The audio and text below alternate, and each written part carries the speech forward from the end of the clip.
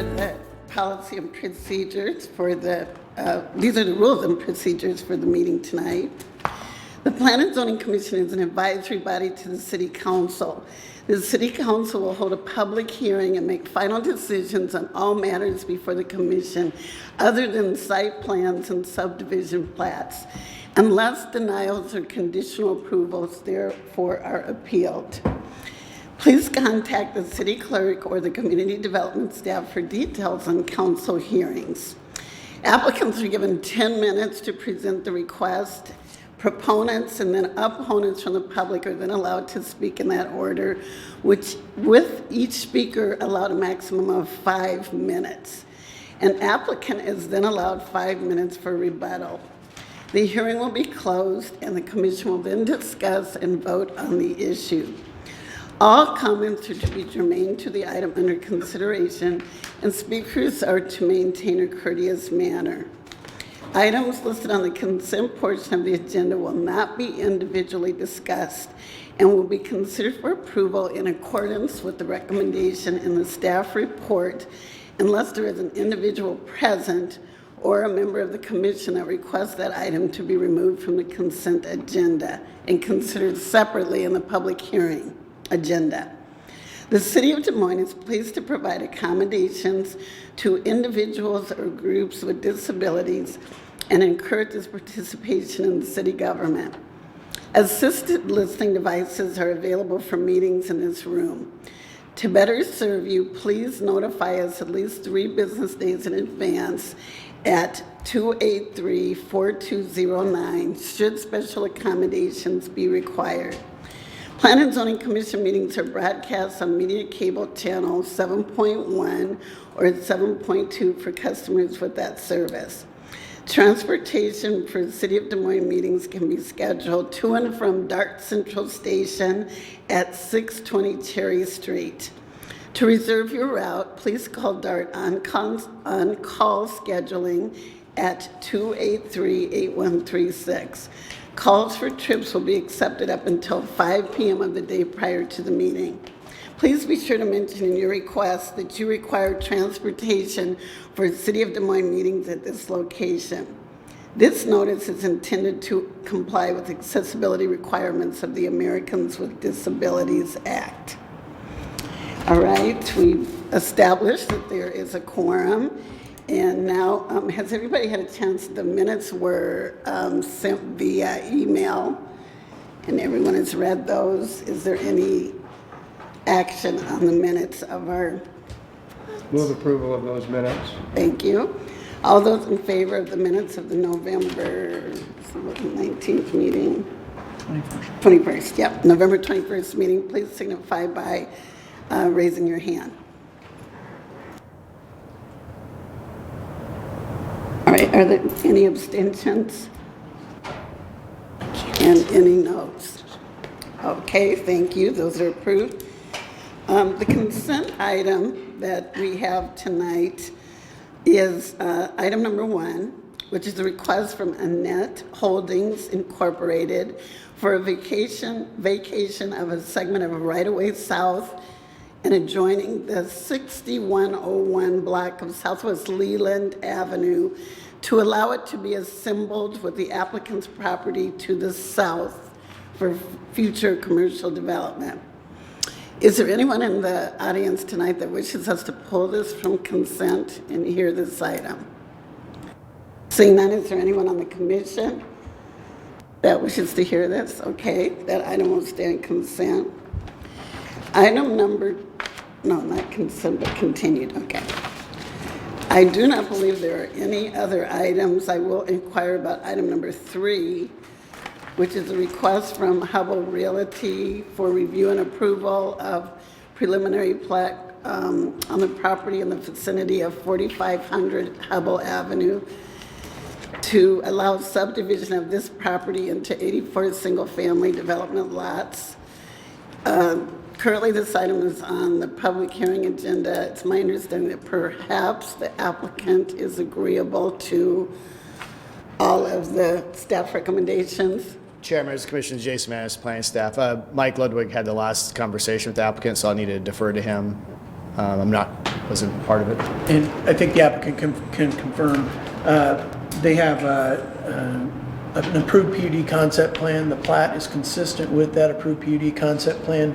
There have been some discussions about an easement from the adjoining property that's in the PUD. They don't have that. They're not required to have it really until the final plat. So there still is, and before the final plat can be approved by council. But we've not heard anything, or staff hasn't been notified in writing from the adjoining property, or there's any objection to the easement. But I know they've maybe had some conversations with the applicant, so maybe Tony can speak to that. So the question is are you in agreement with the staff recommendation so that Yes. we can move it to consent? Eric Bonenkamp, 6900 West Town Parkway, West Des Moines, Iowa. We are in agreement on all five. What we're asking for is within that fifth comment, it states that the access be opened at all times to the public. We're asking that it be an emergency access to appease our neighbor, Anawim Housing. They're asking that a gate be installed, similar to what we've done in other developments. We're just asking that you take a look at it, consider it. We're trying to work with him on an easement and try to get this figured out. So, I can answer any other questions that we may have. And our staff recommendation is it needs to be public access. So our point is that if that cannot be obtained through an easement, the plat cannot be approved, and they would have to come in and amend the PUD concept plan and change it to something different at that point. So, So that means we cannot move it to consent if you wish to make that a kind of a Yep. item that you want us to deliberate on. That's correct. Yep. Okay, so we'll keep it on the public hearing. Okay, so the consent item tonight is item number 1.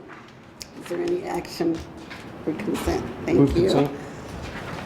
Okay, all those in favor of our consent item, please signify by raising your hand. Okay, thank you. Now, item number 2, this is a city-initiated request to vacate the segment of East 15th from East Martin Luther King Parkway to East Market Street in the vicinity of 200 Southeast 15th to assemble with adjoining city-owned property. The staff recommendation is that we continue this item to our December 19th meeting. Is that correct, Jason? That's correct. Thank you for coming, Santa. All right, so is there a motion to continue this item? I'll move. Thank you. All those in favor of continuing item number 2 to the December 19th meeting, please signify by raising your hand.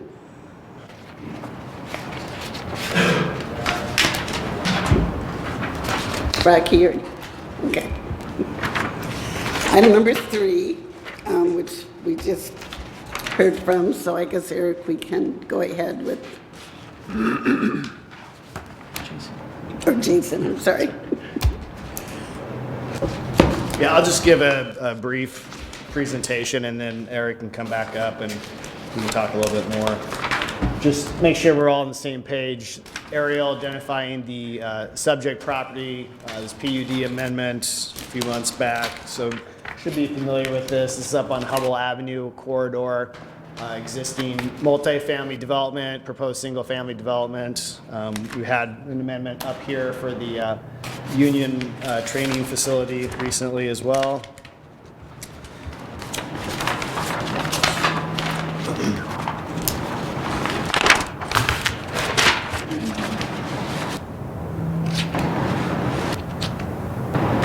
So one street in, circulation, single-family development, and really what was being alluded to just a second ago was this connection point to the neighboring property.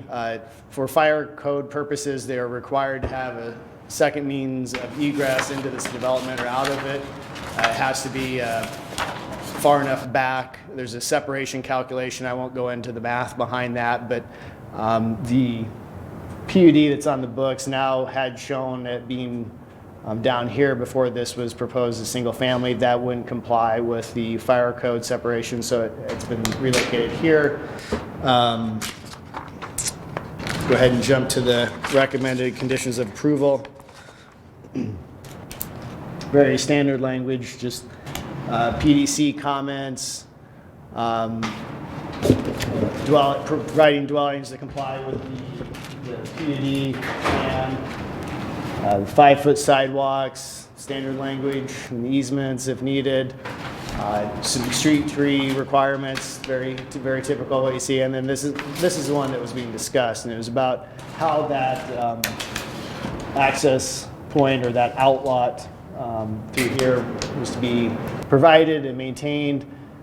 Staff is recommending that be an open access. The other thing to keep in mind is this development, this apartment project, as it would develop any future. This is their most recent development plan. So you can see what's there today is part of phase one of multiple phases. And once this development gets to the, I think it's 200 unit threshold, they're required to have a second means of egress to Hubbell. Right now they operate with just the driveway to Hubbell. And this is where that stub was originally envisioned, kind of a frontage road. But with that being relocated, it'd be back in this area. But for them to go to future phases and get into additional numbers of units, they will have to have some other means of circulation. And this would work for them for that purpose or that requirement. Mike, I think. Just a little bit additional. So on that drawing, we believe that if they had to provide that secondary access, that they would be limited by the DOT on having an access along this frontage in front of the PUD. So that's why that connection to the next development was actually required, was because of separation distance between accesses on Hubbell Avenue. Again, the PUD concept plan was approved and amended the location of the drive from where it is today on this, that's shown on this drawing at the very southern end, to that northern location. So basically, if we didn't have any opposition at the PUD concept plan level, we notified the property owners and adjoining property owners, and there was no objections at that time. If there is now, or when the final plat comes in, it does threaten this final plat. If they don't have an access and they don't have an easement, they have to amend the PUD to show an access somewhere else, and they'll be back in front of you.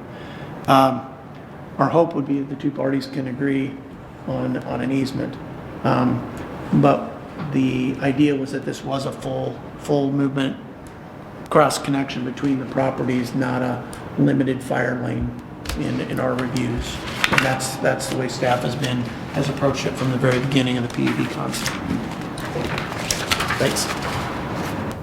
Jason, so that concludes? Yeah. Okay. Defer the rest of my time to Eric. Eric Bonacamp, Hubbell Realty. We're not objecting to the secondary access by any means. It's just we would like it to be restricted to emergency vehicles only rather than the full access for the time being. And then once the adjoining property does develop and it will require the full access at that time, we can remove that gate then. Any questions? All right, thank you. Is there anyone else in the audience that wishes to speak in favor? I have a question for Eric. So what language do you think needs to be changed on our item? You're talking about number 5? Yeah, if we left it alone, is that not suitable? It's where it talks about that the access must be kept open and maintained for vehicular access by residents and the surrounding PUD. Something along the lines of it saying that the access can be for emergency access only for the time being, so it would allow us to put that knock box on there, whatever it is. Basically just try to restrict the public access through there and pushing the public traffic through the apartment complex for the time being. Thank you. Did you go ahead? Madam Chair, and Eric, if you could come back to the podium. I guess the concern that staff has with that approach is that houses go in here, and that's a fire lane temporarily when those houses are bought, and then later gets opened up to a full access. We will have people, residents in those new houses coming concerned about that road being opened up to as an access point. So we've had it happen before on projects. And so our opinion is it should be open day one so that everybody knows that that's an access road across there and that there's no surprise when that opens up and we don't have people down here objecting to that being opened up at a later time. So that was the staff opinion. And then, Eric, you can comment on that if you want.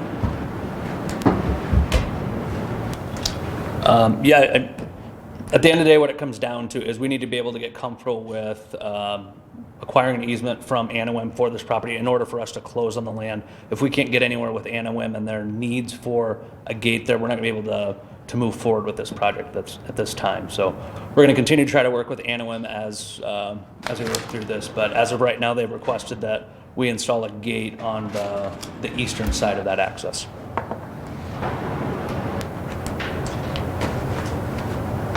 Any other questions for Eric? All right, is there anyone, thank you. Is there anyone in the audience that wishes to speak in favor of this project? Seeing none, is there anyone at this time that has concerns or wishes to speak against the project? All right, seeing none, so generally you have an opportunity to rebut, but I think the only discussion was about that number 5. So I'll go ahead and close the public hearing. And commission, what's your pleasure? Well, I think staff has past experience with knowing what happens when you kind of change the rules. So I guess I am concerned that if you do it one way and then want to switch it, people would be upset about that. But So you think the language is fine as is? I would probably leave it, but what do others think? What's the time length here? Like how, I guess I don't have any understanding of how long this would take. So the question is, what's the timeline, Jason? For when the switch might occur. Right. You know, it's completely contingent upon whenever the future phases of apartments will be built. So it could be a matter of a year or two. It could be 10, 15, 20 years. You know, it's just really hard to predict. So, I'm sorry, did I interrupt someone? I'm sorry. The apartment density is going to drive when a gate would have to be open. Right. So at a certain number of units, they would be required to have that second means of egress. So at that point, they would be inclined to want to have that open. Right. So if we were going to rewrite this to trigger on a certain number of units, what would we focus on? Well, I think I would, the fire code can change over the years, so I would maybe just say when required by Uniform. building and fire codes. Do you have a suggestion? No, not yet. Sound like you're And I don't thinking know, about I it. don't know if I will.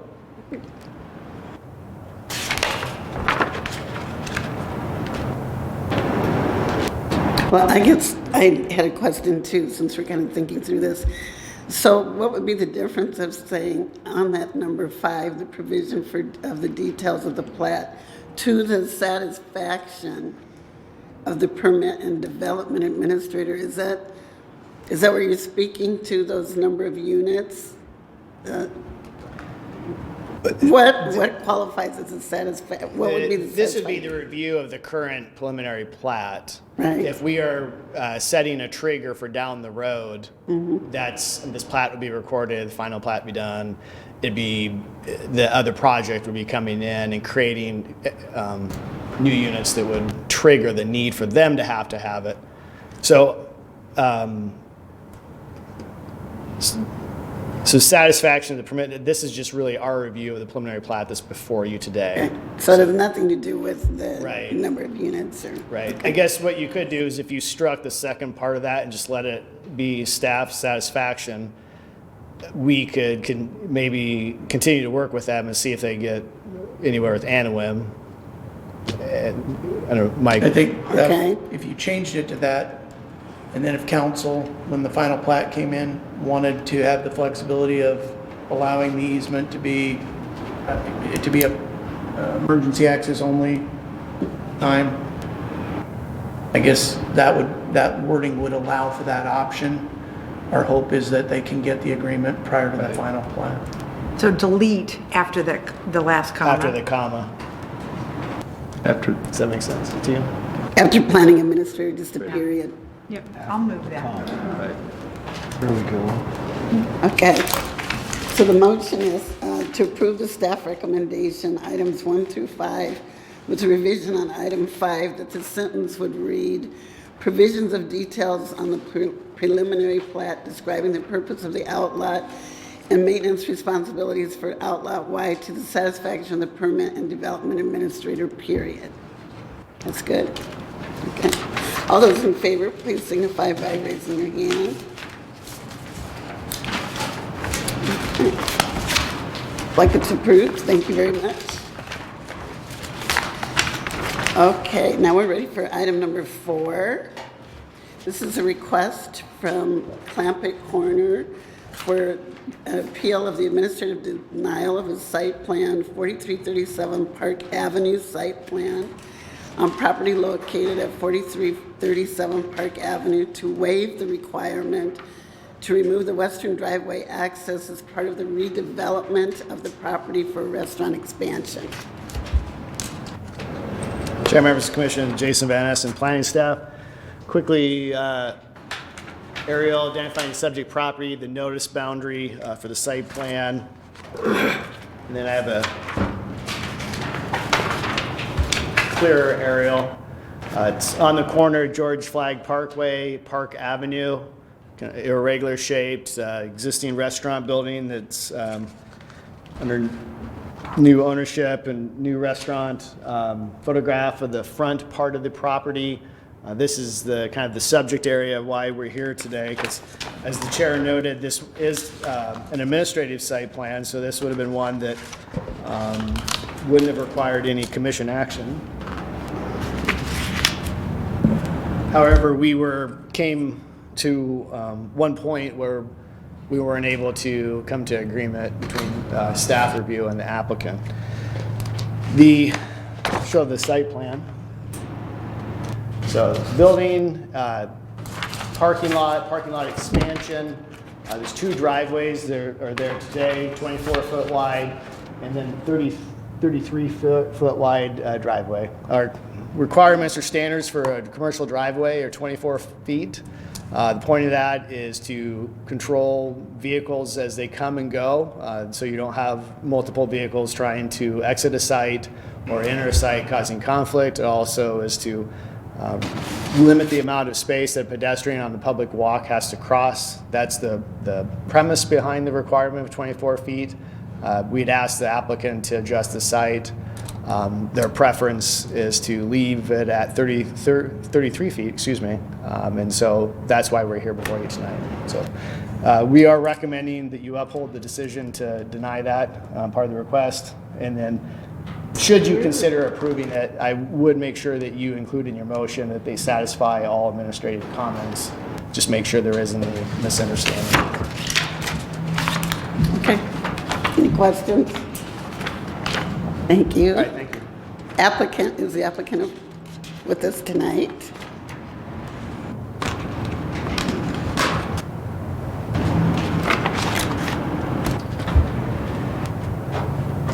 Good evening, and thank you for being here, because I appreciate you sitting here listening to all this stuff. I've been in Thank you. I've been in development a long time, and some of this is mundane, but this is important to me, so that's why I'm here. I am Bruce Gerleman, and my company, Clampett Corner, owns this site. It was the former Orlando's Pizza building, and we are intensely redeveloping this site. This is the existing building, and as you can see, we're tripling the size of that building. And then there will be a covered patio, and then there will be outdoor dining, picnic tables and so forth. In addition to that, we are adding all of this parking here to the west. And then we're adding new parking here over on the east.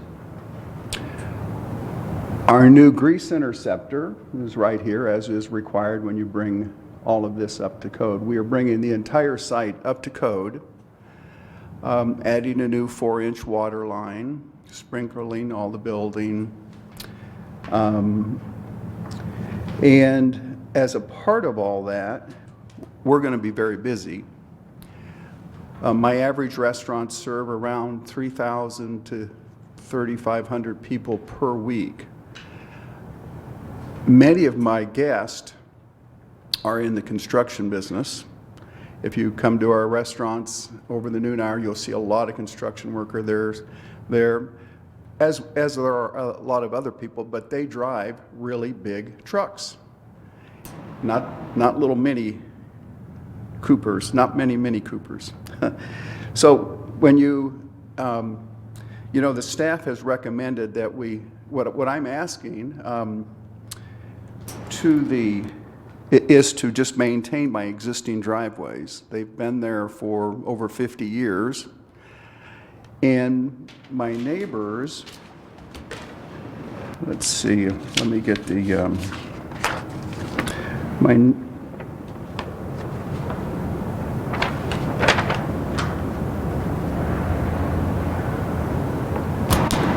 yes, that's it, okay. So my neighbors to the east, this is Park Avenue, George Flagg. This is a Casey's. This driveway is 35 feet. This driveway service both Casey's and the Bolton and Hay store is also 35 feet. Here's my driveway. Staff says it's 33 feet. It might be 33, it might be 34. I just want to maintain that 34 feet, just like my neighbors. Park Avenue is a very busy street and it's very narrow. We've been under construction there for a couple of months, and to see the different trucks coming in and out of there, when my trash trucks come, when my delivery semis come. Have you ever seen a big Cisco truck? It's a big semi. Try to get into a 24-foot drive when there's another truck sitting there. I'm making this a first-class project with everything that we're doing, and it just doesn't make any sense for me to tear that driveway out. Now, staff's big concern, their feeling is it's necessary to limit the site so that, let me look at their language,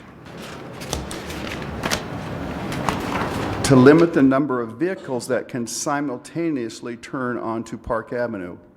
Well, that's presupposing that two cars are going to be trying to exit, that one driveway. That's not going to happen, but an easy solution, and I'll offer this, why don't we just draw an arrow down the middle of it and draw an arrow in and draw an arrow out, and that would seem to solve all the problem or the issue. So happy to take any questions. Bruce, is that a garbage? I can't. Is garbage back there by the grease trap and the transformer and all that sort of thing? Oh, trash enclosure. Right? Yes. So my trash truck is going to have to pull in there. That's my point. And all my deliveries go back there too. So my semis are going to have to pull in that driveway too. And if you got a semi with a trailer trying to make that corner, now they're also, as a part of this site, we're doing everything else to code. Okay, so we're going to have all these little landscape islands, and you know what happens when a semi comes into one of those little landscape. they're going to be bouncing over those. There go my trees, there go my curbs, there go my grass. So that, yes, that's the answer. That's going to be the driveway that all of my semis use to deliver. Question, any? So Bruce, how do you see the semis working through the lot? The arrows in and the arrows out, is that what you're thinking? Yeah. Well, they will be coming in the east entrance. They will come in and then back up. Got it.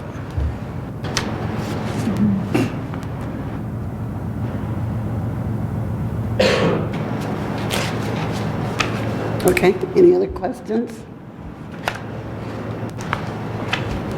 Thank you. And So then this- relating to the pedestrians, like I said, it's been there for 50 years. The neighbors, they're all the same width as mine. We're going to be a lot busier than Bolton and Hay, and we're going to be much busier than Casey's. So it's going to be a great thing for the south side. So I hope you consider my request. Thank you. Okay, thank you. At this time, is there anyone in the audience that wishes to speak in favor of this project? Please come forward.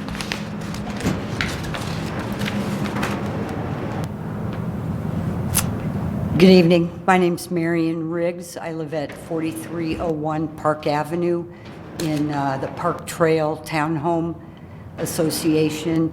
That's a 30-unit townhouse development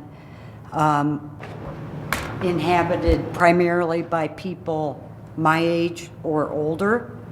To be honest, I don't have a dog in this fight. I've walked that. I don't have a problem with the size of that drive. But as the developer moves forward and planning bodies move forward, I hope the neighbors are kept in mind in terms of lighting that points down. And Mr. Gerleman didn't notice or mention, but I heard something about rooftop bar at some point, and I'm concerned about noise ordinances and time in terms of how long music can go on, how loud it could be. So that's really why I'm here. I appreciate it's not totally germane to this subject, but I don't see any other opportunity as a neighbor to have input. So thank you for giving me this opportunity. Thank you, and I just had a question. So where did you hear about the rooftop? I read it in the paper. Oh, okay. Des Moines Register, when they were initially talking about it. Am I incorrect about that? Well, we can actually have him come back and address it, but I just was curious what you heard. And were there any other questions for Ms. Emily? Did you have one? No. Okay, good. Anyone else wish to speak? All right, seeing none.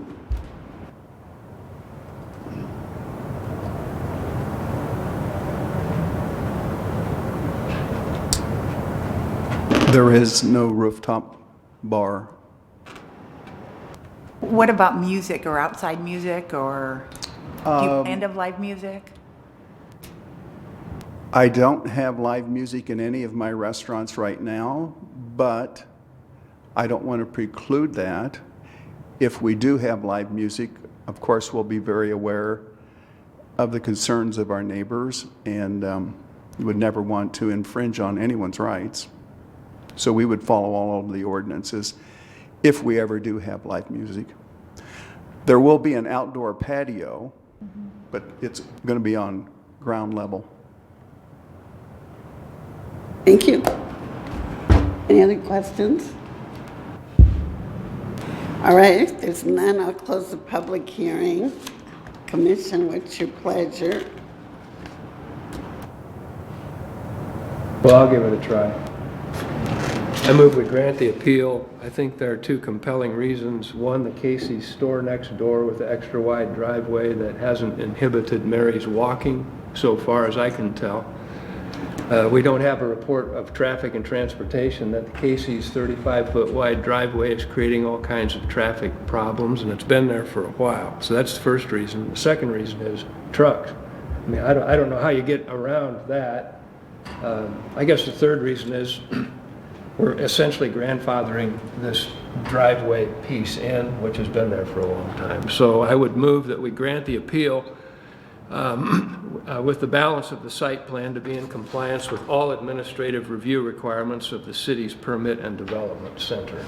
All right, thank you. Yeah. I just have a question about it. Mr. Gerlman said something about a 34-foot wide drive. The site plan that we have dimensions at 33 feet. I guess what I would like to see is, since their site plan shows it at 33 feet, that we limit it to 33 feet. So I'd throw that out as a friendly amendment if you're okay with that. I always thought it was 33 feet. At the time of my motion, I believed it was 33 feet. Okay, perfect. But the applicant's saying the existing drive. Right, it's the existing The driveway. existing drive. And that's what Greg's point is that, is it 34, is it 33? And what I'm saying is, since the site plan dimensions it at 33 feet, that's what it should be. Well, that's what we're approving. Okay? Right.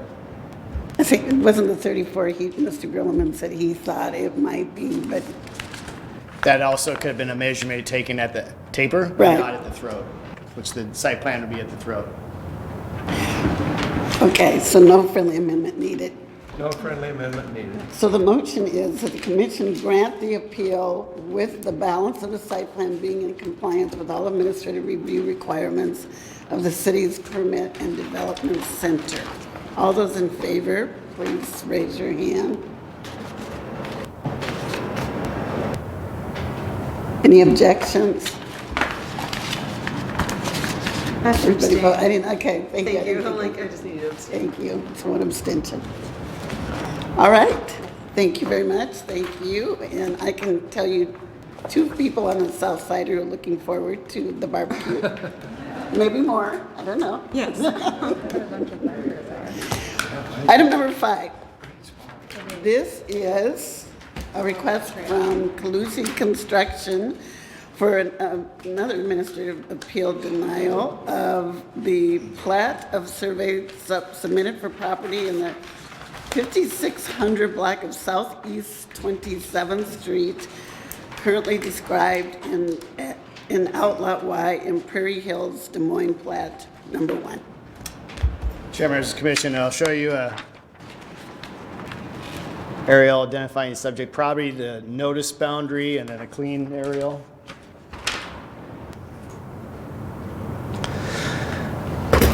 The outline is subject property. You can see some of the development that's occurred around it. There is reference to preliminary plat that's already on the books for this property, and also other properties to the south that were developed. So this is the subject property as it was envisioned to be divided at the preliminary plat phase. There was a final plat, which actually is what records the lot boundaries. So you can see the roadway connection and cul-de-sac that eventually actually would be set up that it could continue on. This was the final plat. This plat was driven by the project to the south. So it designated this as an outlot, outlot Y. It showed, where the street would go through and where, easements for utilities and whatnot. And then the other thing that was included, or what was included in the packet, these are what we have in file, is the plat of survey that was proposed. That is a plat of survey normally is a staff review, so we reviewed it, and then we're here tonight to hear the appeal of our decision to deny it. You can see that the intention of the plat is to have a single lot. This is a utility easement that's in place currently, so there's no intention to dedicate right of way and have the street come through. The intent is to plot this off for one lot for single family development.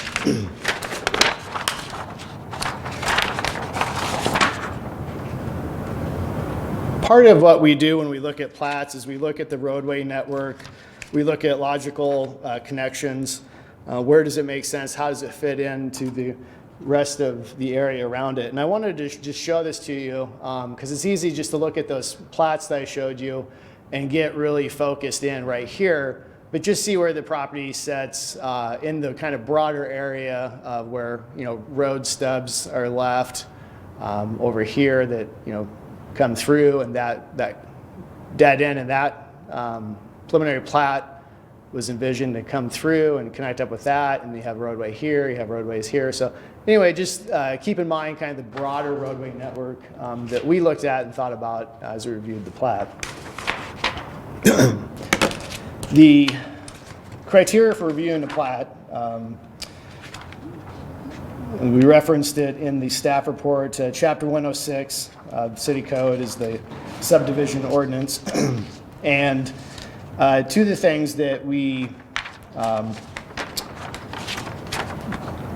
found it not to conform with, and I do want to show this to you on the staff report because we did find a typo when I was getting ready for the meeting here. We found that it did not conform with the intent of the provisions of the appropriate block design and lot design with all necessary public improvements in place. So you need to have a street network, you need to have double row of lots, you need to provide public utilities. These are the broader concepts. You know, certainly delve deeper if we need to. But in reviewing that, we felt that this was something we could not approve as a plat of survey. The applicant does have the right to come forward with an amendment to the preliminary plat that would come back to you for consideration, whether it's to do exactly as they propose or maybe some sort of other alteration. That's the kind of the next step in the process. Happy to answer any questions. Questions for Jason? Okay, is the applicant with us tonight? Or, oh, go ahead. I just wanted to add and clarify one point made by Jason. The legal department has reviewed this and has worked with staff on what the next steps should have been. And we have advised the applicant that we recommended that they file an amendment to the preliminary plat showing the multiple houses, and that would be the correct mechanism rather than filing a plat of survey, which is what they chose to do. So that, again, is part of the reason for the denial. Okay. And, excuse me, so was that made known to the applicant that that was part of the reason? Yes. Okay, thank you. Is the applicant, yeah, thank you. My name is Mitch Caluzzi. I live at 2421 High Street here in Des Moines, Iowa. Thank you guys for being here tonight. I hope to give you guys a quick overview as to what we're planning to do with the property and why this is imperatively important to not only myself but also my family. So by way of introduction, I represent Caluzzi Construction as well as Caluzzi Real Estate. We moved to the city in 2014. Since then we've specialized in mainly nuisance abatement type properties, a lot of single family rehabs, and then a handful of single family new construction infill throughout the city. So we haven't done a large subdivision or anything to that effect within the state. I say that because this property specifically, we had purchased with the intention of building a single family homestead on for my parents and having generational attachment for my grandparents who are in failing health. This was purchased with the intention of living here long term and making it a staple in the area. So a few things. My grandparents are failing in health. Like I said, they are looking to move here rapidly for assistance, and we just haven't found anything that quite fits everyone's pieces. So this was the first lot that was large enough to support that. Also, as we go through this, we're directly north of an assisted living facility, which provides a great opportunity for the family. So when transitional care is necessary, we're still close by. And then long term, hopefully rinse and repeat with my family to continue. So my parents sold their home in Indiana this year. They've lived in Iowa for a while now, but they finally sold their home. Directly after that, we purchased this property with the intention of development. So just by way of introduction, That's Bob, my father, the bald-headed gentleman. This is my grandmother. This is my grandfather. He just went through chemo, so he's still recovering. And then this is my grandparents who are attending Hope Des Moines after my daughter was born this year. So from an aerial perspective, this lot here is what we've purchased with the intention of developing. This lot here is the assisted living facility directly to the south.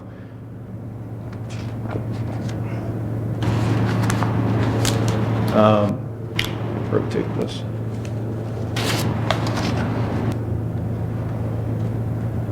To the west, this property here is owned by Stephen McIntosh, who I've spoke with and intends on developing a single-family home as well. And this lot down here has a single-family home developed on it presently, just one. So the site plans that Jason showed earlier,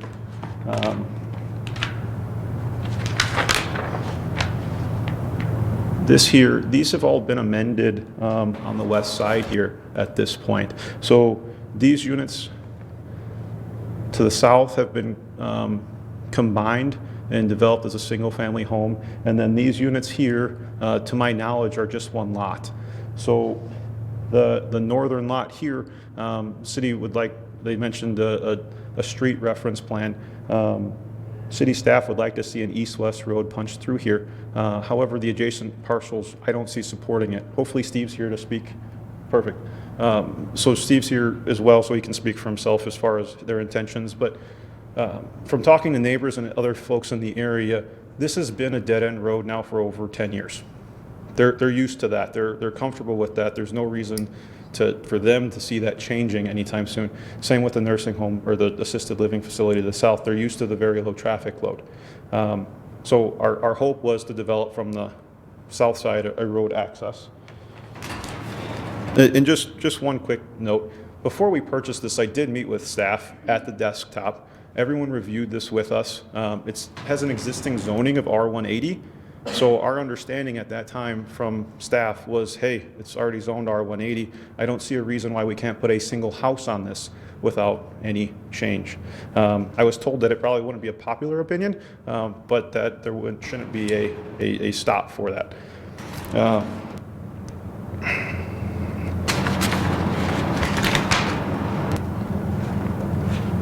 So this is the actual site plan that was submitted to the city following that conversation. We purchased plans, we had the site plans drafted up. We observed all easements that are recorded on the property for the final plotting. So you'll see this here on the final plotting is dedicated as storm and sewer access. It's not dedicated as a roadway, nor was there any indication on the final plotting that's publicly recorded that it would be a roadway.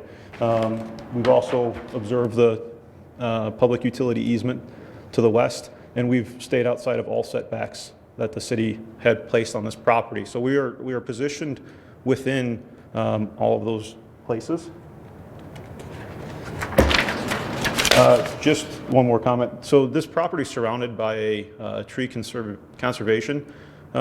So westbound and eastbound, when they approve the final plotting, there's a 20-foot setback that says those will permanently be trees on both east and west sides. So I don't understand now why the city's saying they want an east-west road when the preliminary showed a cul-de-sac ending on that eastbound and absolutely no westbound mentioned there. This is the home that we had proposed. This has been submitted to the city staff. We've gone through the building review process. It's been approved, energy code, all of that have been conditionally approved, minus zoning. Again, this is the residential plan piece of it. At the time that our single family permit was submitted, we had requested reasoning why, and we had requested to appeal to the Planning and Zoning Commission to argue our case. At that time, they told us that that wasn't acceptable. We didn't have the right under the permit application to appeal to the council. So what we did was the path of least resistance. The plot of survey was was expensive, but it was substantially cheaper than a major site plan review with topography and soil samples and everything else for a location that we were not intending on developing as a subdivision. So that being said, we did go through the plot of survey process to get in front of the board here and plead our case. Is there any questions that I can answer? Are those your notes? Those are my notes, yes. What's underneath that 03 approving final plat? It just says, we're not planning to subdivide. We'd keep this as a single family. We're observing all easements on approved final plotting. Any questions? Right, thank you. Thank you. Is there anyone else that wishes to speak on behalf of the applicant? Looks like there is. I just don't think he's You can come up. Yeah. Bob Cluzy. I presently live at 655 27th Street. We moved out here to be with everyone. It got real to us when they gave me an address. The building people said, once you get an address, it's approved. We have a buildable address. Now they've turned us down, and quite honestly, I don't know why. So I just wanted to bring that point up. Thank you. Anyone else?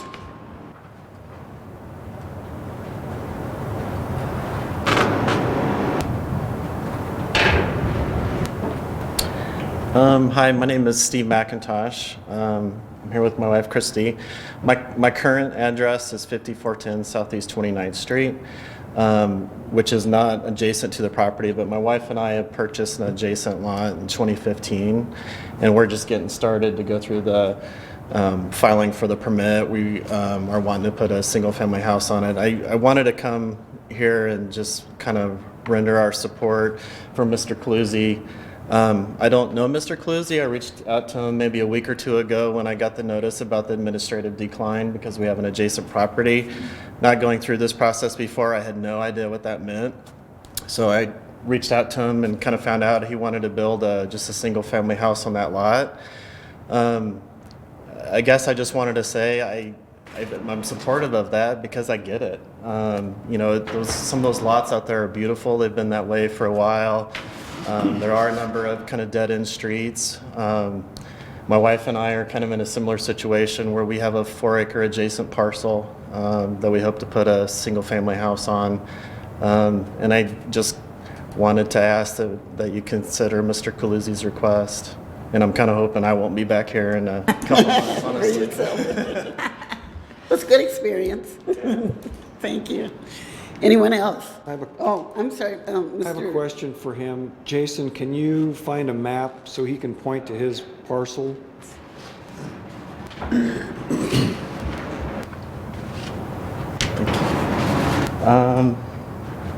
So we own the 4 acres here. Our lot's a little bit different. I mean, we're 900 foot wide and then only 900 foot deep and 210 wide. I don't really want to go into a lot of detail about our situation because this isn't really relevant to me, but we're hoping to put a house here. We've had prior conversations with the city and they've kind of asked us to don't put it where a heart could eventually go through, so we're kind of honoring that. But like I said, we're just getting the process started to get the application in and pull permits and stuff like that. But to Mr. Cluzy's point, I guess being selfish, you know, I'd rather have one neighbor than 20. So I just want to voice my support for what he's really trying to do. Thank you. Anyone else wish to speak on behalf of the applicant? Seeing none, is there anyone who wishes to express concerns?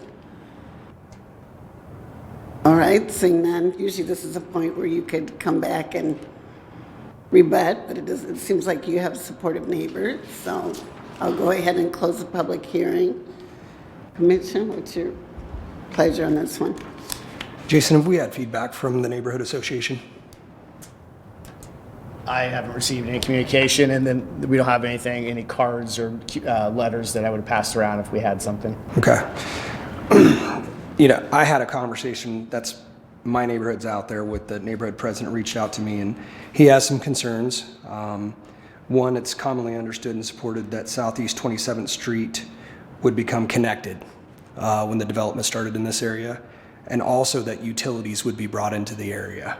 So I just have a question for Jason. So if they were to put the road in and bring the utilities in, does that satisfy staff? The short answer is no. Okay. There's kind of more to this process. I mean, first off, we're saying, as Glenna alluded to, really the right process, the remedy for them is to do a preliminary plat, come back before you through that process. And then beyond that, I mean, there is sewer through here, and they're not proposing to do the road, and there's, I don't believe water or any other utilities have been extended. Any other question, Greg? I don't have a question, I have a comment. I think, I'm not sure about the east-west road. I understand how the planning works, but it looked like to me stuff to the east could be served from the south because the site's big enough. But the north-south road looks like it has to go in. And so I don't know how I understand what they want to do, but it seems like they've got to go back through the process and at least show that they're going to put the north-south road through and whatever utilities and however that works so it's a public street. Whether or not it becomes a single-family house on the east side of the property is, I guess if they replat, maybe they can show that that can work. But to me, that's where it has to go. So looks like we have to deny what they have so far so they can do something so we can come back and get it approved. So are you? I'll make a motion Thank to do you. so. All right, so the motion on the floor is the staff recommendation to uphold the denial of the submitted plat of the survey by the Permit and Development Center Coordinator. All those in favor of this motion, please signify by raising your hand.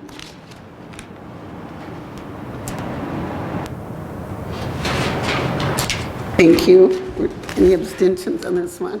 Any no's? All right. Oh, Emily has a question? I just want to make sure that they understand why we're voting this way. Yeah.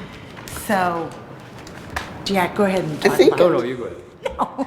Well, I mean, I just want you to realize that we're just talking, it's more procedure and more detailed information. I mean, I know you said that you thought it would cost more money but I think that's what needs to be done in order to make sure that this gets approved. Well, actually, we've closed the public, but I would recommend that if you have further questions about what was done, to talk to Jason. He just stated 10 years, for 10 years you won't put, he may not be able to get an access to a Hubbell property, and you guys are okay with not accessing a 10-year for fire trucks. So now you're going to tell me I'm going to put my land in half to put a road in that hasn't been there for 10 years? That's ridiculous. So the problem is we've gone through this process. We've asked what the staff would like, and they will not give us a straight answer as to why we want to submit a lot of survey. I've asked in writing several times. They told us they wanted a major site plan. In order to provide that, it is substantial. So And they told us it would be denied unless there was an east-west road anyway. So. Are you just one little comment, because we actually have voted, and, Yeah, we got it. but do you have a? I'm ready for this. Oh, you just, okay, okay. So, yeah, recommendation would be to continue discussion with the staff. So they have the same right of appeal from here to the city council? I thought you outlined what the process was.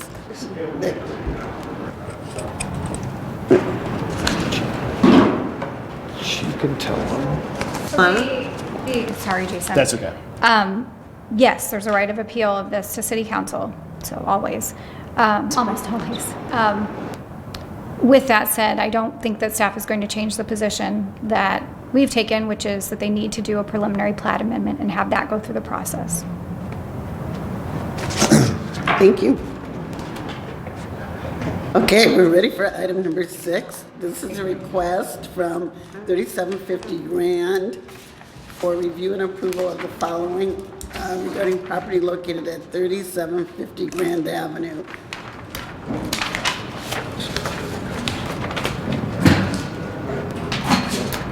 Arial identifying the subject property, the notification boundary. There are cards that are being passed around. You can see the highlighted responses, green in support, red in opposition.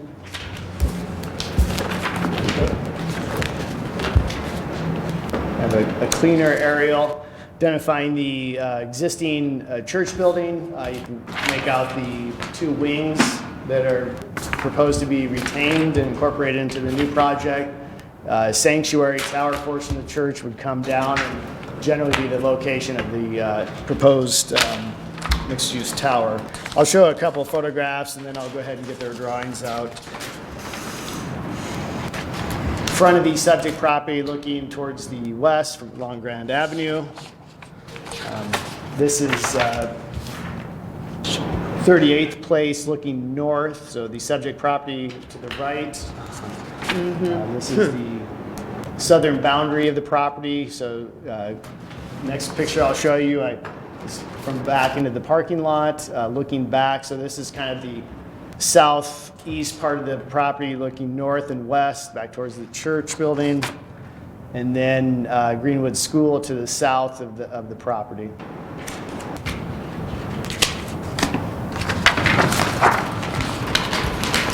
Normally I like to use the smaller drawings, but the way the scale works on this, I think it's going to be easier for everybody to see if I use the full set. So you'll just have to bear with me as I fold and unfold.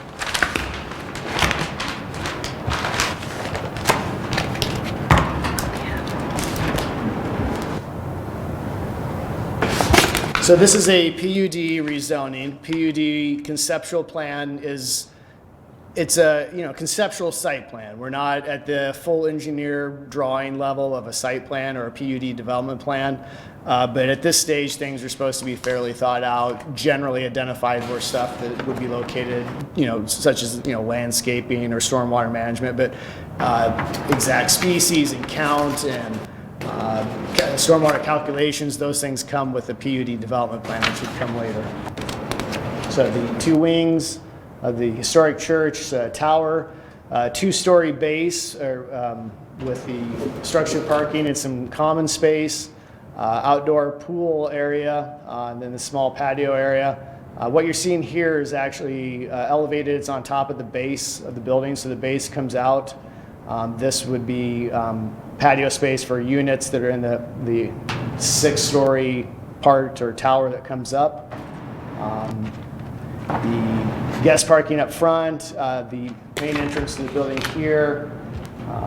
There are some overhead door access points, carport structures that are proposed for tenants in the back. I have a character examples of what those would look like. Bioretention facility, dog park area.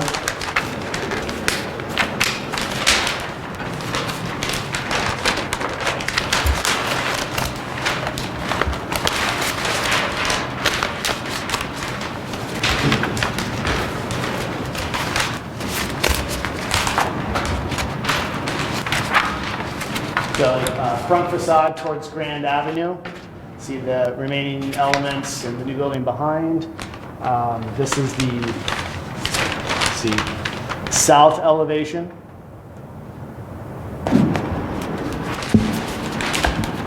East elevation.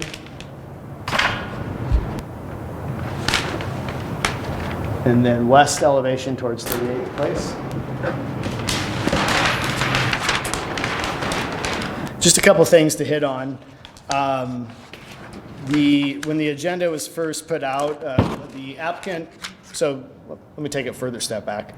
There is a proposal to have some mixed-use component or the ability to do it. The developer has no intention of opening the project, but wants to give the ownership group, the condo owners, in the future, the ability to lease up to 2,000 square feet of space for a tenant commercial type use. That list originally included a restaurant that has been withdrawn, that is no longer part of their proposal.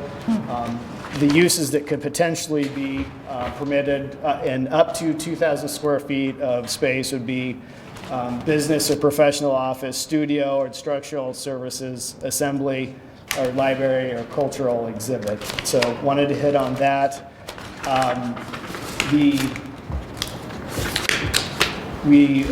They're providing more parking than our minimums would be for any of those commercial uses in addition to the multifamily. So we did calculate all that.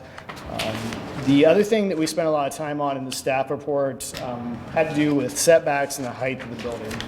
And did a analysis for you where we identified 11 other towers on the corridor. You know, part of looking at PUD is to, you know, look at the character of the area. Does this fit into the character? And so we found 11 tower type buildings from ranging in heights from 5 to 11 stories on the corridor from 28th to 42nd Street. We identified 8 of those that abut single family uses, and then provided you with a setback calculation as to how close those buildings are to that common property line. And so that was in your staff report. I'm happy to read this in greater detail if you like. We can also reference it if we need to as the hearing proceeds. What I did with the blue dots, that just identifies those 8 units. Then I would point out the distances. So we have anywhere from 13 feet of separation to 247, 154, 25, 72, 126, 18. Proposed is 65 to the nearest single family lot. So we looked at that, and we can bring this back up and zoom in it closer if we need to. Just want to hit on that and let everybody know that it's available for further discussion. The other things to talk about, the city's historic preservation ordinance, this has been through that process. We've done the demo review that went to council and was approved. And then we had a few things in our staff recommendation that we believe are kind of clarifications or other things that we think are important to address. And with that segue, I want to go ahead and jump to the actual staff recommendation and just kind of read through the conditions. So let me zoom in. Item 1, clarification to remove from the actual finalized conceptual plan, the language is the restaurant uses is no longer intended. Provide a note that says 2,000 square feet is the maximum floor area that can be used for commercial use. So we can just, you know, document their intent. Then just 3 is to just make sure that their bulk regulations match the drawings. We thought there might be some discrepancies. We want to make sure that what's being shown on the site plan and the building elevations is the real regulatory part of the document. Provision of note identifying the finalized height and design of any fencing shall come in a development plan in place of some minimum maximums that are on the concept plan. Like I said, we want to have that greater detail before we make decisions on that. Provision of the minimal amount possible of pavement in that front driveway area. The conceptual plan shows a lot of pavement. We think that can be reduced. Also providing identifiable pedestrian routes, very common type language. Some landscaping buffering notes that are very typical of what we asked for. Just a note on the plan to make sure that we're getting what we believe is necessary. 8, I want to highlight, has 8 and 9 I think are important because they have to do with lighting and light trespass. These are standards that we apply on site plans and development a lot with regard to heights of poles and that they be downward directional light fixtures. We also have a requirement that they do a photometric plan and that they meet these thresholds for lighting transpassing past the property line. This should look familiar to it because it's the same language we use for like gas stations and the other things like that. Number 10 is that all utilities and similar service lines to the building shall be located underground, and that all overhead utilities and similar service lines within any of the right-of-way that adjoins their property be undergrounded. Then some basic notes about utility meter placement and also trash enclosure type language, very, very basic. So happy to answer any questions. Doesn't look like there's any. Thank you. Thank you. So usually when we get to those... Spoke too soon. I'm sorry. I didn't think anybody had a question, but you do. Now, usually when we get to these notes and recommendations, there's a little tussle or fight between the developer and city staff. Is there some big problem here? I'm not aware of any concerns, but I haven't had the chance to speak to the applicant since the staff report came out. We'll find out. Thank you. So will the applicant please step forward at this time?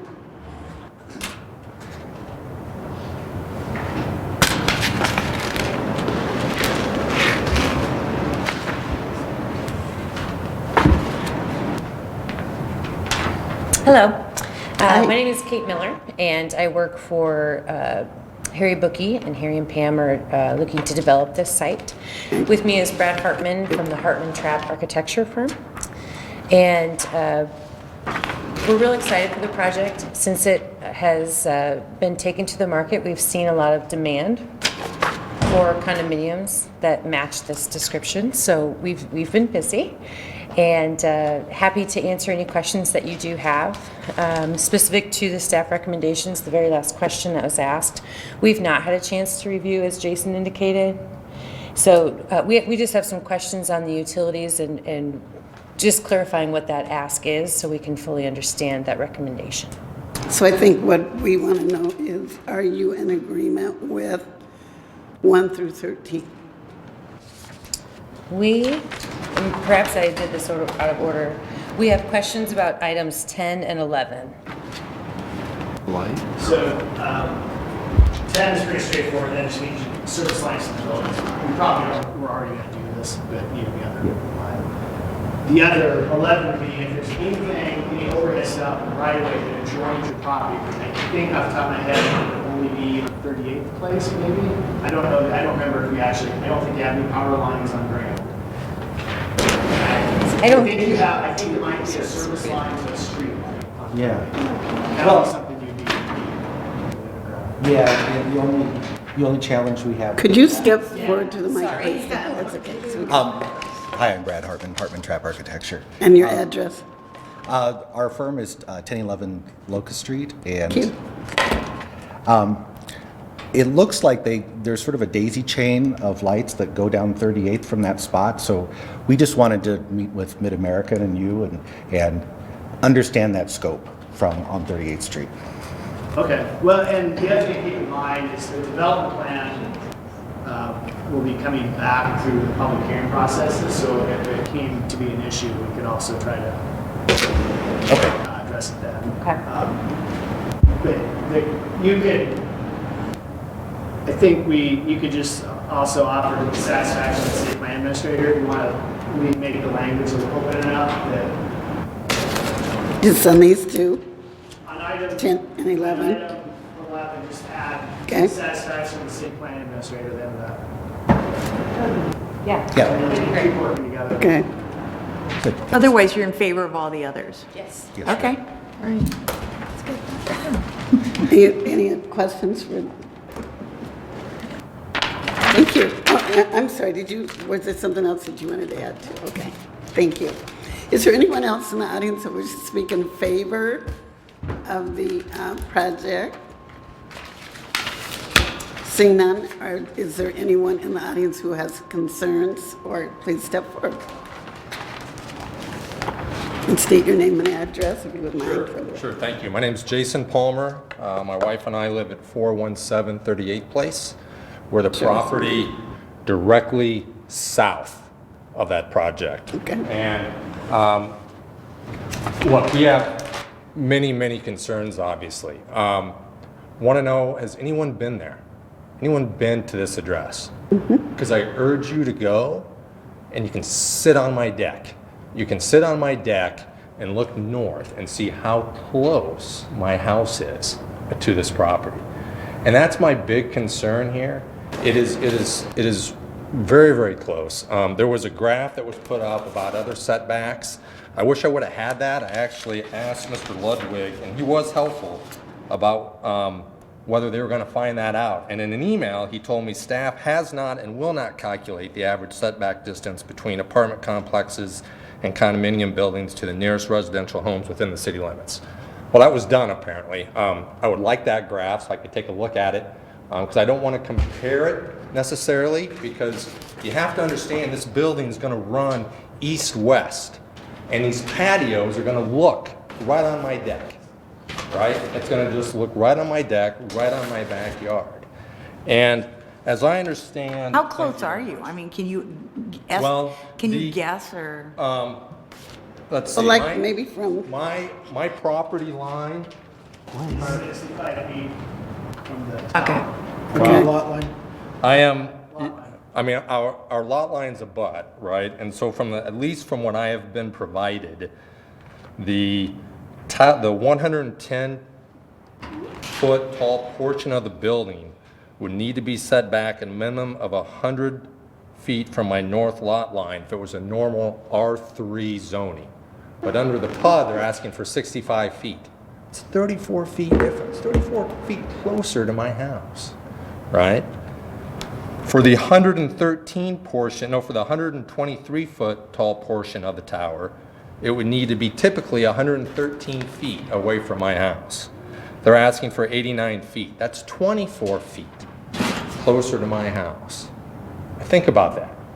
Let's also think about the patios on the south side, right? I'm a little confused about where they line up east-west, but imagine a patio that's looking right on my deck. It's really, on one hand, I don't want to exaggerate it, right? But it's not a good situation. The project as a whole might be fine, right? I understand that. I'm not here to tell you this project is bad. That's not credible. But what I am here to tell you and urge you to really consider is what you can do with that house that's right there. It's going to devalue my property. It's going to make privacy non-existent. I've asked the developer to buy me out. He won't. I've asked the city if they could do that, if there could be some sort of combination of the two, because it is an untenable situation to have that type of construction be that close to a residential home. It just doesn't make any sense, especially when they're asking for a setback to be extended from normal R3 zoning. And look, those normal setbacks exist for a reason, right? I mean, those numbers that you all have passed, or the city council have passed, are there to help with residential homeowners with noise, lighting, invasion of privacy issues. And by coming close to my house, it's a situation that's really not appropriate. Let's see. Thank you for that list.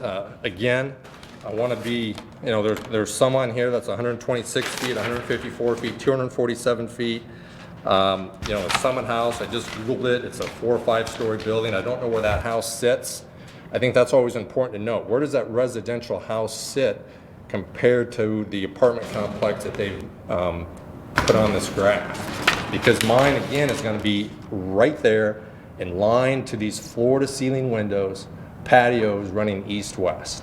It is in a really poor position. And so from my specific requests, knowing that the developer won't buy me out, and that they could use that land for more buffer. I want landscaping to the best possible position. And they have to be trees that have foliage year-round and that are tall enough to block those views from the patios and those floor-to-ceiling windows. I want setback from the R3 position. I don't want the setbacks that they've asked for, because again, those setbacks are there for a reason, right? And they want it closer because they want more space, right? They want more space for more units because I've been told it's not financially feasible if we use normal setbacks. Well, they've also chosen floor-to-ceiling windows. They've also chosen 10-foot ceilings, which is more expensive. They've also chosen to put an English library in here. That's added cost, right? That they don't have to do. So besides the landscaping, the R3, I also don't want patios that look straight down on my property. That's what I would ask.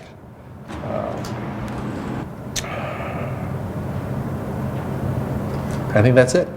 Thank you very much. I appreciate it. Thank you. Let's see if there's any questions. Oh, Yes. Mike, you have one. Oh, Jack. Jason, can you do something for me here? Yeah, definitely. Oh, it's Jason. Yeah. Okay. What do you say? They're both Jason. Is this your house? Yes, that's my house right there. So that's my backyard, right to the east. Right? That's my garage. I have a back deck right there. There's an alleyway here, which will be expanded, I think, to meet the code for egress. And so, stick with me here. Yep. This is the church here, as it now exists? Yes, and yes. This is your house? Yes, sir. And that's the deck you Yes. invited us to all sit on? You bet. Looking at the butt of the church? Right. Okay. Thanks. You bet. You're welcome. Thank you for that Yeah. in-person graphic, Mr. Helms. Oh, Mike, I'm sorry. Yeah. Mr. Palmer, I just wanted to clarify, I found my email that I sent you. You'd asked for a citywide average of all multifamily to any single-family house, and I clarified I would not provide you an average citywide. And then you had asked also, I think, you had multiple questions. So you'd also asked what the closest distance was in the city from a multifamily building to any residential property, and I said we would not be able to calculate that either. But in our staff report, we did look at properties that were within, up and down Grand Avenue, generally in proximity, and I think we even pulled a couple other ones, but most of them were just on Grand Avenue, I think, in the immediate area. So that was the information that was in the staff report, but again, it was not a citywide average or the closest of any setback in the city as you requested, so that was my response. Sure, and that's fair, I guess. And that's fair. And Okay. you've been very, very helpful. I don't want to say that you weren't. I guess I would have expected, knowing what my question was, that I would have been afforded this information since That's why we write the staff reports. it pertains to my question. Yep, that's why we write the staff report. Is there anyone else that wishes to speak or has concerns about this project? Seeing none, and this is an opportunity for either Ms. Miller or either one of you to come back and respond.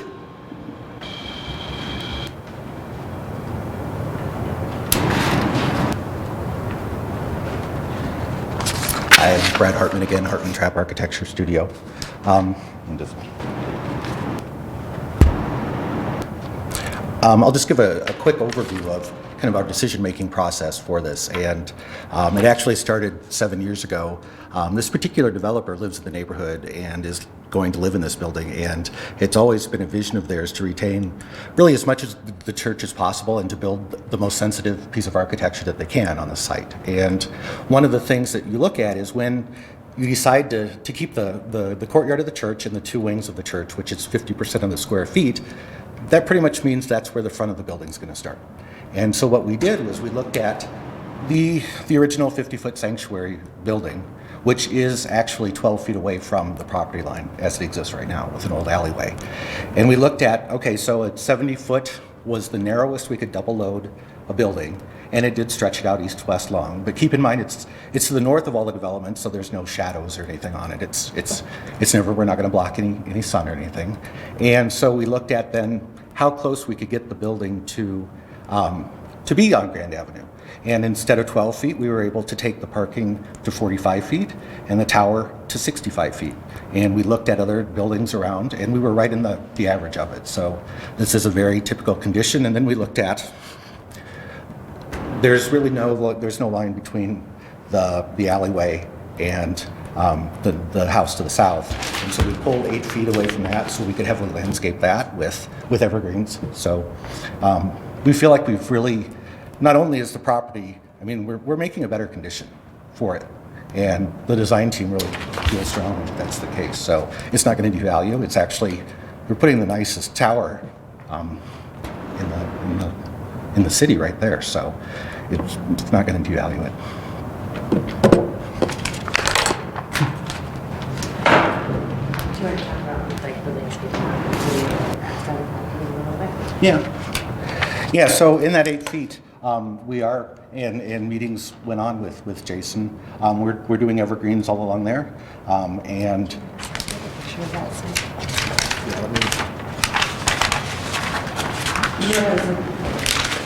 Yep. That might work. Isn't it? Well, this, I think this.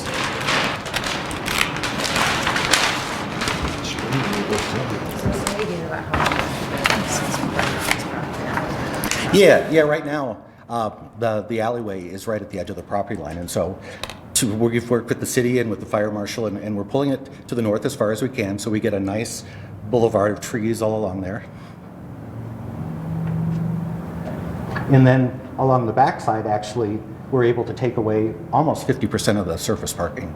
And all of that gets developed with landscape trees. The lighting is all very narrow beam lighting on the parking. And then there's this whole bioswale rain garden down here. And that's for Greenwood Elementary. So there's been a lot of effort and a lot of time meeting with people to do a very sensitive site design for the project.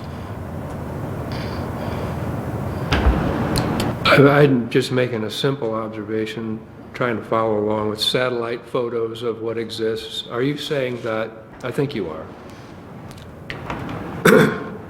the butt of the church, as I called it, when I had the satellite picture up there, is closer to Mr. Palmer's house or property line than any structure that you will build in this.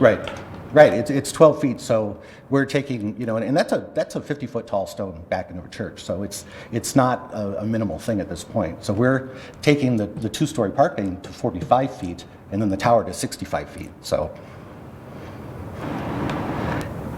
it's a big increase in distance and landscape.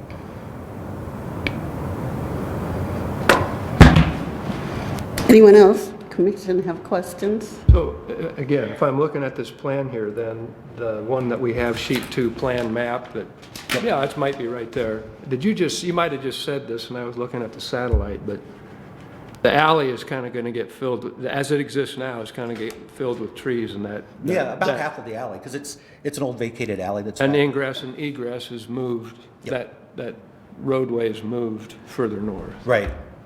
And then the roadway is fully developed roadway with concrete curbs and it's wide enough for fire access and everything. So it's a much wider roadway. And then there's more landscape. And the pool is a very resort type pool that will be highly landscaped around it as well. Sounds like certainly Mr. Palmer's been in communication with the bookie group. Yeah. And it sounds like one of the concerns that he had for landscaping, you've taken into consideration here in a serious way. Yeah, absolutely. Jackie, I have a question for Brad. Can you point on this plan where the south edge of the tower is? It's obvious. And then you said the parking is south of there some. Where's the south edge of the parking? Is it the top? Okay. And how far is that away from of property? 45 feet from the 45. So it's 45 and 65. Yep. Thank you. Anyone else? I think he has a question. I'd like to make a few other small points, yeah. Well, actually, you can make just a few, because that part is done, but go ahead if you want to respond to it. And you have to come up here. Yeah, please come up to the mic. Well, I definitely appreciate the landscaping aspect of it. 2 points. I think that was even there before our discussions with them. And two, those trees aren't going to go much higher than what? 2 stories, and this is a 8-story building. And of course, all of the other requests we've had have been denied. Number 2, as it relates to the church and the setback, really important points. We're talking apples and oranges here. The church doesn't have windows and doesn't have people staring down on your yard and your deck. It's not even worth a comparison to say, well, this building is set back farther away from my house. 2 points. Yes, it's farther away, but it's still now closer than a normal R3 zoning. And instead of a church with no windows on Sundays, it's floor-to-ceiling windows, patios, and people. Completely different situation here. And for that reason, we object to the project, we object to the recommendations, and we ask that you deny the project. Thank you. All right, thank you. Oh, yeah, that's right. So, Ms. Miller, you can come back and respond. You or Mr.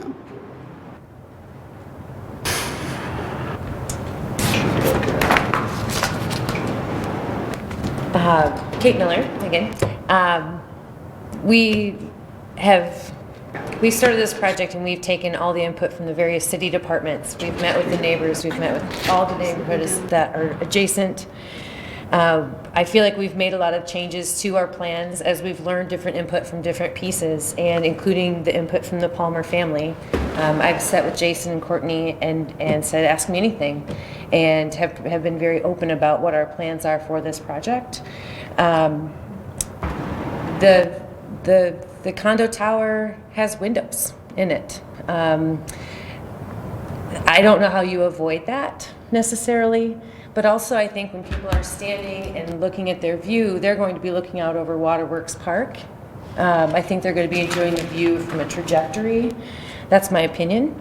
I'm not sure how to have a rebuttal to Jason's point. I think he makes his point well, and from a development of a condominium, we need to be able to provide the people that inhabit those condominiums an enjoyable place to live going forward. Get me help for that? I mean, yeah, we have 21 different things that we've changed with the design, and we've had a lot of feedback from the city and from the neighborhood, and it's been resoundingly positive, actually. And the only thing that I would say is that this developer feels bad that Jason is unhappy, but truly believes that the resulting product for this neighborhood is such a benefit for it that if people just wait and see, and you can see from the plans that this high-rise tower that sets back 60 feet from the adjacent property is a lot better use than what's going to be there and than an abandoned church. So that's all I have. Thank you. Once again, any questions from commission? All right. Is there anyone else in the audience that wish to speak? I'm going to close the public hearing. Commission, what's your recommendation on?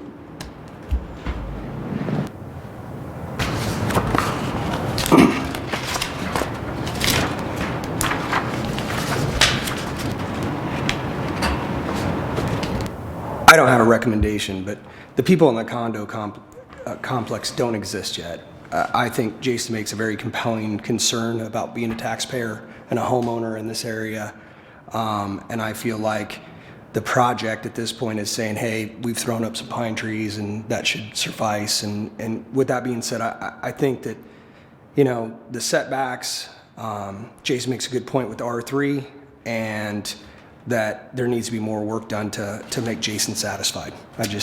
I need to process it a little bit more, but right now he is a homeowner that if this does go up, I don't see it benefiting him to have this complex that close to his property.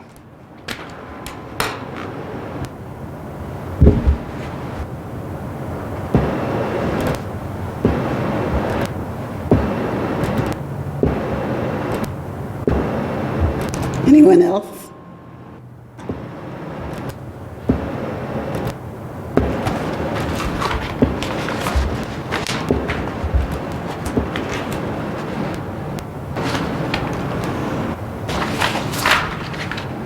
This is it. Well, then going with the last statement.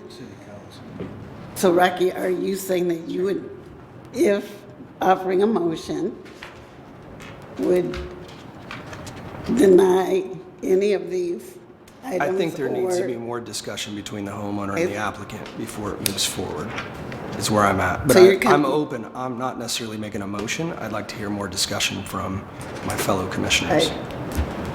And they're still contemplating, so I'm trying to weed out where we can start. And you're talking about, so Rocky, your suggestion would be to A few pine defer trees. this item? Putting up a few, yes, putting up a few pine trees is not going to take care of the Sure. concerns the homeowner has, clearly. But do you feel that's an item that staff discussion or between the developer and the homeowner? The developer and the homeowner. Mm-hmm.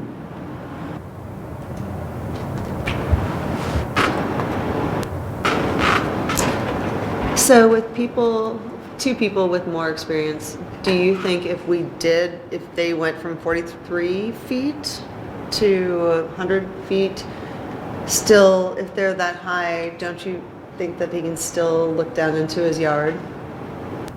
Jack? I don't think you can move this building far enough away to satisfy the Palmers. It's going to be 147 feet high with windows all along the south. The view's the same whether you're 65 feet away or 100 feet away. And the privacy concern and no matter where you put this tower, there's going to be that same concern for the adjacent neighbor. And I think about the houses in Bridle Row, where you can literally look from one dining room to the other, they're like 4 feet away. So, And I'm not rendering criticism of the design. And I've been driving by this abandoned church every day, twice a day for however long it's been, Jason. 15 As long years. as you've been there, probably. 15. And everybody, I think, is excited to see something happen in this space. How you make a drastic change by building a tower, which is not out of character for what is along Grand Avenue there, without affecting neighbors, is beyond me. I mean, you can't do it. There's going to be an effect on somebody. You happen to be at ground zero. I get that. I think the only way that I don't think the bookies can change how you're going to feel, no matter where they put the tower on the property. And I think the only way that the change of feelings is going to occur is if you're not living there anymore. And I think Rocky is angling toward further discussion to maybe get to that point. That's what I'm hearing between the lines. That said, that's my discussion. Well, that's as it. an interested neighbor. Jackie, Yes. in order to Expedite. proceed, I'll just move staff with the addition to 11 to the satisfaction of the planning director on the end, and then we'll see how the vote goes. Okay. The motion on the floor, wants to add to the satisfaction of the staff. Motion on the floor is to approve staff recommendation, items 1 through 13. Item 11 would be revised to include the wording, shall be located underground to the satisfaction of the plan administrator. Correct? Is that it? Okay. All those in favor of this motion, please signify by raising your hand. Recalling again that this is a recommendation to our Right. city council, which has the ultimate authority to deal with these issues. Exactly. Okay, so we got everyone? I'm sorry, I didn't catch it. Carolyn had her hand up, so that's. All yeses, one no. Wait a minute, we're not done yet. Okay, so this is yes. So now, any no's? Got that? Got that? Okay, and did anybody abstain? I can't remember. No abstentions. Okay.